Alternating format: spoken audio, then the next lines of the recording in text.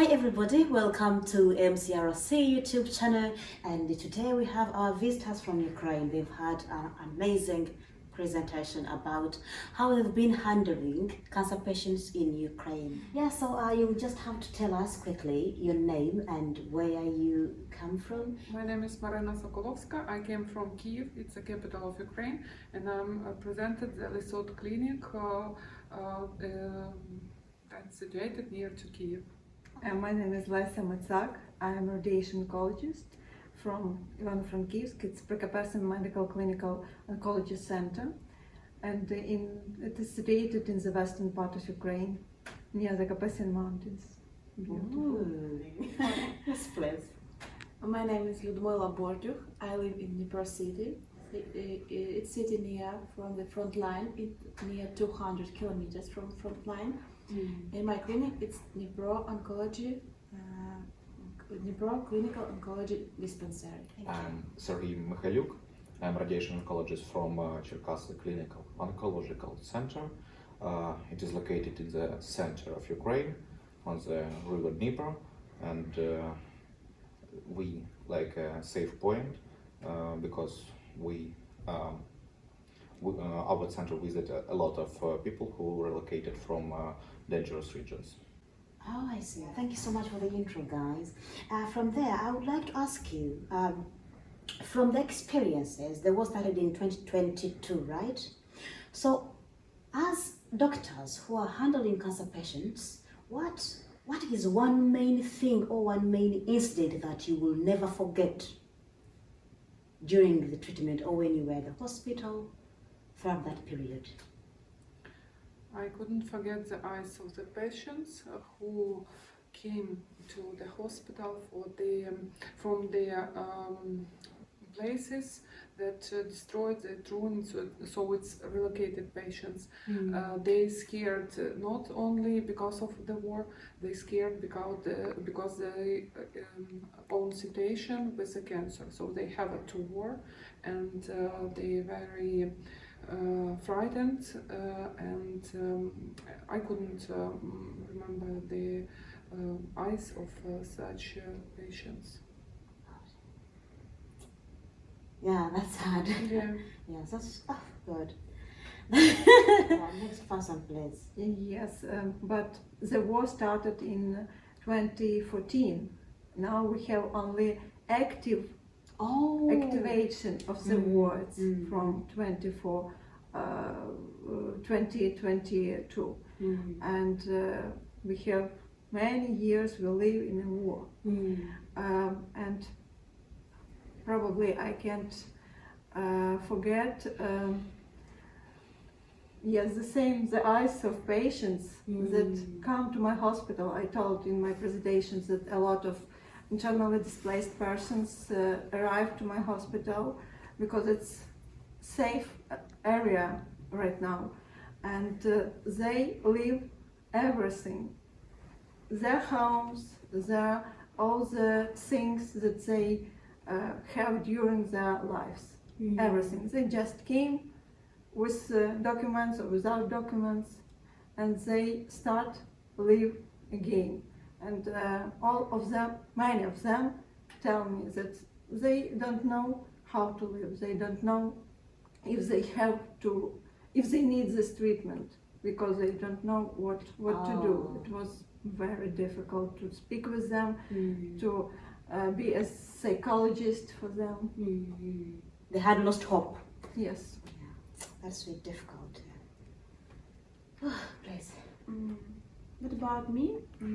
I work in a big clinic, and all doctors in our clinic, of course, as in other clinic, have a duty. And while I was a duty doctor in some days in the first months of war in 2022, and in one night there were a biggest missile attack, and I remember as I ran so fast. I can't explain what is my speed, because we are not prepared for that, and my task was to save my patients. And there is full clinic of patients on any stair, any floor there are departments with patients, and they are sleeping in the deep night. They slept, sorry, in past times, where they slept, and I running through the all floors, awake them, and ask, even not ask, I screw loud. I give a task for nurses, for all who I saw, to move patients to the safe place, because it was deep night, and patients were little. They slept in that time, and they didn't understand what I want from them. They just want to sleep. Just what are you doing, doctor? So, and when they understand what happened, that panic started.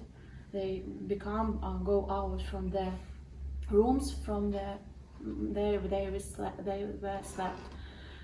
So of course we have a shelter, but it's far from. It's up behind the 0 floor. So it's many times to spend to patient take there. Of course, the patient can be after an operation, after surgery, treatment too. So it was really awful, maybe 20 minutes, and I don't remember them even.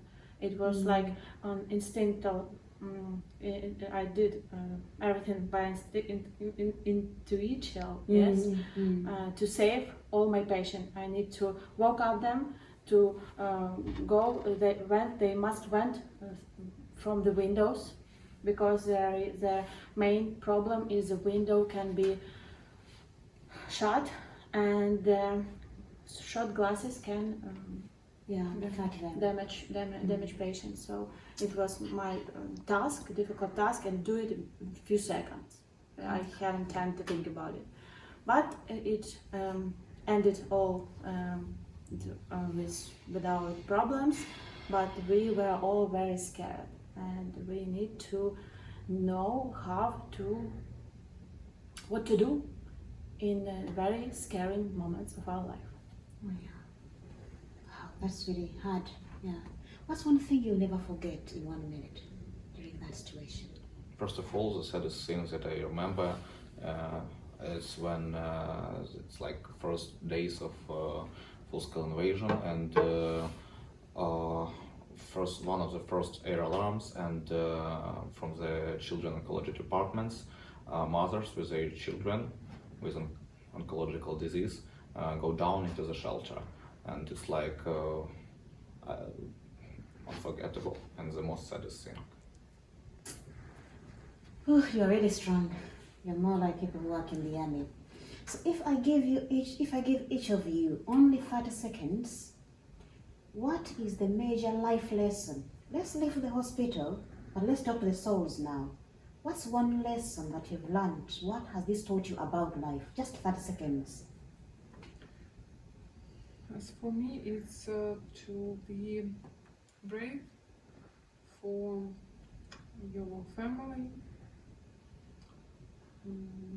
for your colleagues, for your people that close to you, and you care about them, and to do the best that you do, even in the situation that could be horrible for other people, but you know that you could do the best in this situation. Wow, thanks. Please. I have this phrase on my slide: we just have today, and we have to love our relatives, our family, to say them this word, to kiss them, to make them hug, and because we don't know if we will have tomorrow. It's not guaranteed. To love people. So during the war, I meet a lot of wonderful people, and with wonderful tasks in their life. Because as I told in my presentation, I met even a girl who was economist by her education, but she so wanted to help for Ukraine, for our soldiers, that she even understand and learn medicine. So it's very important to support each other, to love each other. It's really, I think, the most important thing in our life. Thank you. As the most important things that I know before the full-scale invasion, the most important thing is family, because the first calls which I made was my mom, wife, father, and sister, and you need to be care of your family always. Amazing. Family first. The last session will be about your visit here. You've been here for how many days? 3 days. 3 days, perfect. You've done lots of things, and what's one thing that will stay in your memory about the Christie? That one thing you'll never forget about this place, or something you've enjoyed doing or experiencing here in Manchester? As for me, it's people. Oh, Yeah, it's a very friendly, kind environment. Everyone wants to help you, to support, to be with you, and to spend their time. And it's very impressive and very important. oh, thank you. We are good people in Manchester. It's your hospitality in this, in your clinic. It's something amazing. We didn't even imagine, we can't even imagine that we will stay here like this. Thank you very much. Oh, thank you to Manchester. Thank you to the Christie, please. Thank you. I agree with my colleagues. So it's really wonderful was how people, how doctors, FTT, medical physicists, clinical oncologists meet us. So we had a lot of talks, we had a lot of discussion, we have a lot of small talk, chats, and it's really wonderful there how you all spend time with us. So it's very cool that we received a lot of information.